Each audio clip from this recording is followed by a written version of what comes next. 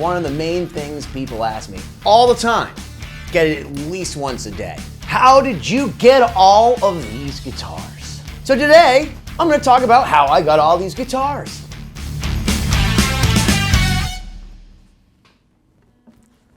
I have always been a collector, whether it was guitars, coins, magic cards, watches, artwork, signed stuff.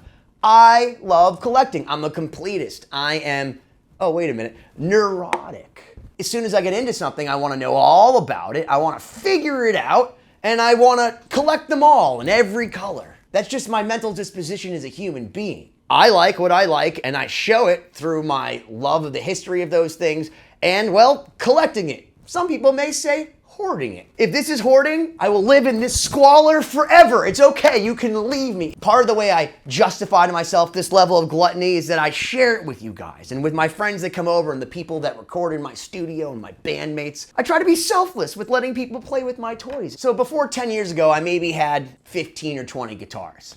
A collection. After about 20 guitars is when things got insane. I attribute that to becoming a DJ. Going to the clubs and playing music and getting people dancing. Yeah, a DJ. And trust me, it was never my aspiration. I used to think, that guy just presses buttons. And it's strange how it all started. I was actually on set in a music video. And afterwards, one of the guys working on this video heard me play piano and said, "You should come down and see my buddy in downtown Boston. I think he'd like to meet you. You're super talented." Okay, sure. So I went with my buddy Dave to meet this guy at this club, and he comes out and he's like, "Hey Benny, I hear you're really good with music. Have you ever thought about DJ?" No, I've never, not once. "You want to DJ this next Monday? I'll pay you $200. Now I was in college. $200 for a free meal and 4 hours worth of work on a Monday? Yeah, dude. I'll DJ. I downloaded like this cheap DJ program, pretty much brought my entire music collection and train wrecked for 4 hours on a Monday night to like 4 people. Thank God there was nobody in the club. Over the next 2 years or so, I DJ'd every Monday and then it became Friday. And I pretty much learned at the expense of everybody going into those clubs how to make people move. I was literally using a digital crossfader on a computer. I started DJing casinos, clubs, all kinds of crazy stuff. No one was paying me $500, giving me a free hotel room, comping me at the spa, getting me a David Burke steak to go see my band. They certainly were doing that to have me DJ. It was nothing like anything I'd experienced being in a signed rock band, nothing like anything I experienced playing in clubs all of my life. Being a classically trained pianist, nobody ever appreciated what I did other than, "Hey dude, you're a really good guitarist," or "I'll give you $5 for your CD. Someone asked me, "Do you want to start DJing weddings?" I don't know, I never thought of myself as a wedding DJ. Yeah man, you can make $2,000, $3,000 a wedding. $3 grand for one day, sign me up! Never played Freebird at a show, and then 5 years later someone stopped me in a mall and be like, "Dude, you nailed that Freebird solo." Someone will come up to me and apparently I either DJ'd a wedding that they were at or even sometimes their wedding and I'm like, "Oh, nice to see you again." And it's been 7 years and 300 gigs and I don't remember. But people remember you. And once I started doing weddings is when I realized that I started buying guitars. And when I could make that kind of money, it wasn't hard to go and spend $2 grand on reverb on a PRS. 50 to 60 of these guitars represent a weekend of me making someone's special day special. It's actually a wonderful thing to play September by Earth, Wind & Fire and people look at you like you're actually the band and you're making it happen. It's like, "Thank you for playing the song that I wanted." Oh, you don't want to thank me for my tens of thousands of hours playing guitar or piano. You want to thank me for pulling up a MP3. They're never doing anything, by the way. When they're not doing anything. They're playing a song. So I hold this guitar because this is the first guitar I actually bought during a wedding.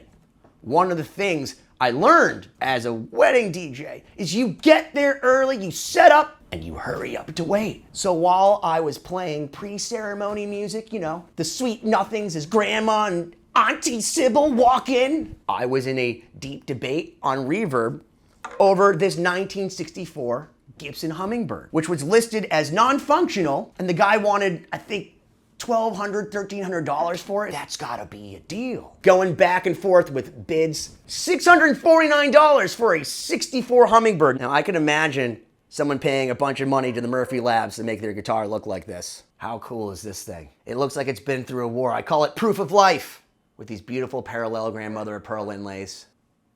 Look at the condition of this thing. I had no problem with it. I love the fact that the neck is all worn down. This back, oh yeah. This thing sounds amazing. My dog won't be quiet.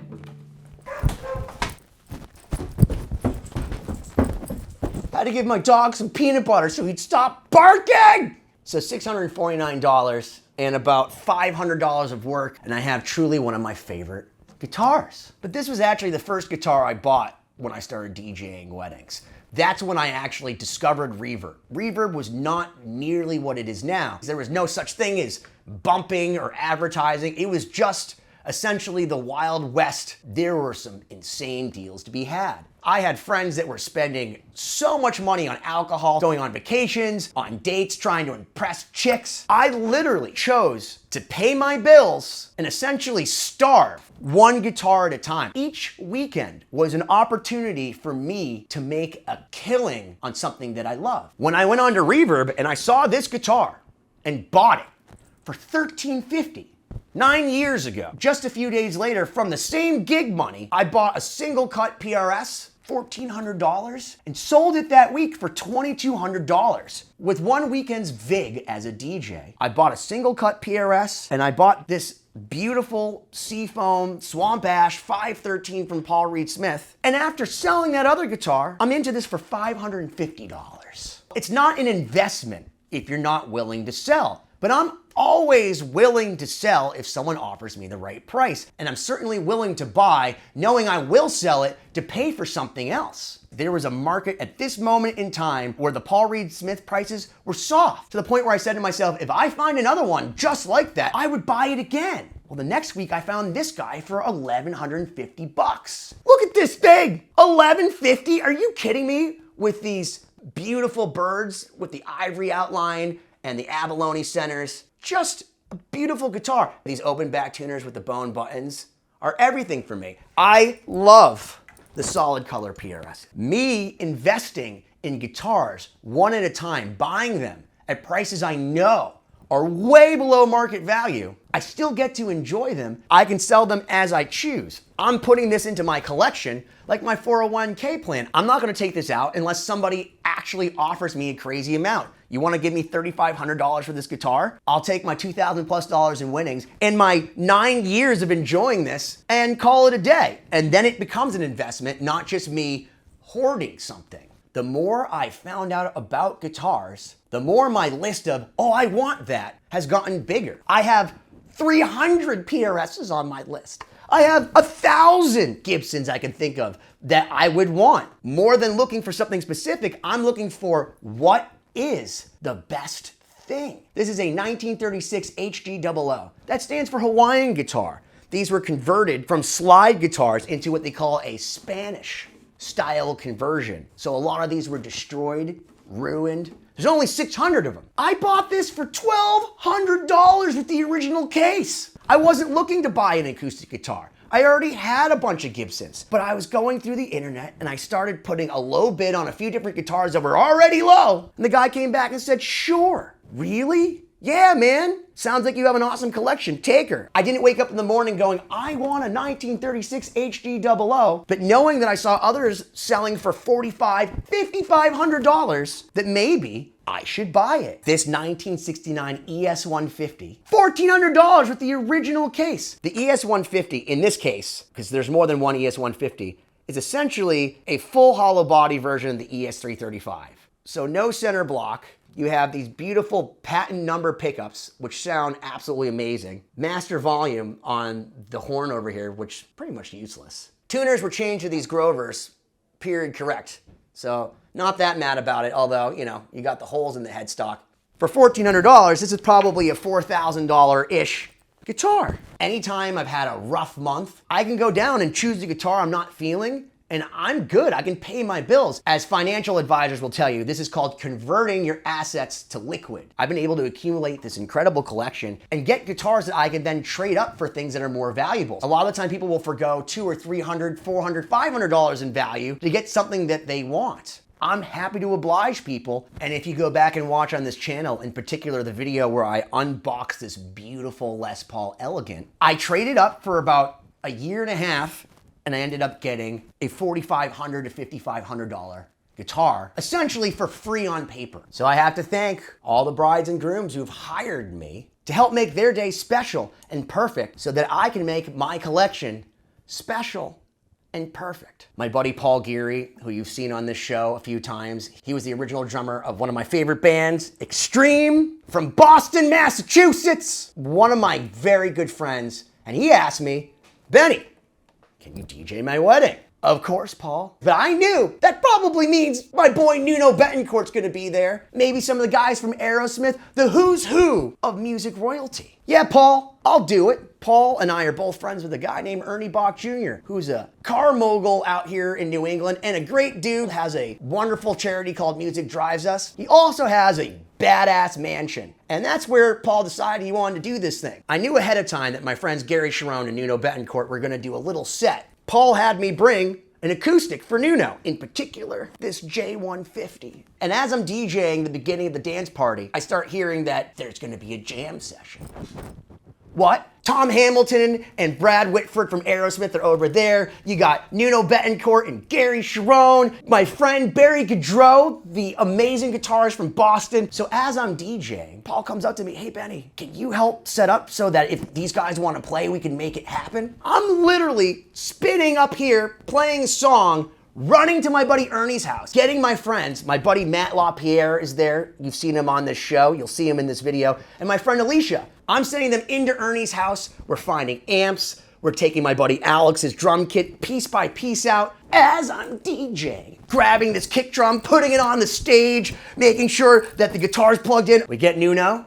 We get Gary. You have Barry Goudreau, Johnny A, Brad Whitford from freaking Aerosmith. And they're all jamming. Here's a video of me at my buddy Paul's wedding with my friends Alicia and Matt doing what we do, ending up in the middle of a jam session with some freaking legends. We need some hands.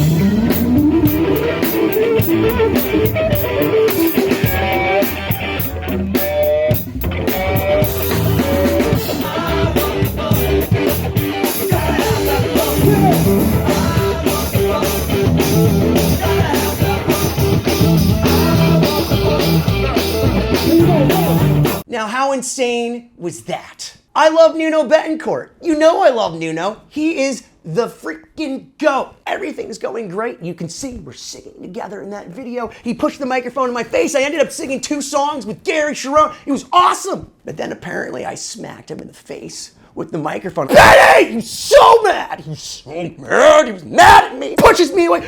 sorry, Nuno, sorry. So we're drinking later after this whole thing. And I'm like, Nuno, I'm so sorry. He's like, dude, just be more careful next time. I'm like, my teeth are all messed up, Benny. I've done it a million times before. Nuno, I'm sorry. Benny, fine, shut up, it's okay. By the end of the night, Nuno and I were taking shots and it was all good. I will never hit him in the face again with a microphone. We're in Ernie's compound. So you know, there's like 5 houses. There's a huge garden. There's a fire garden. There's a stone garden. There's a mausoleum. There's a car salon. It's insane. With 16-foot wrought iron gates. Normally what opens the gates is when you drive a car over and then it tells the gates to open. Except my car was on the outside of the gate. I never thought I'd have to escape Ernie's place. I see some people stumble out of one of Ernie's many houses and I beg them, please, could you just get in your car so we can get out of here? As I have like a 2-wheeler with my turntables and my PA speakers. Find people, get in their car and go open the door so we can go get my stuff and go back home. Couldn't help but think that getting locked in a giant mansion with my heroes after smacking Nuno Bettencourt in the face, pretty Spinal Tap. Made me enjoy being a wedding DJ. Why don't you smash that subscribe button already?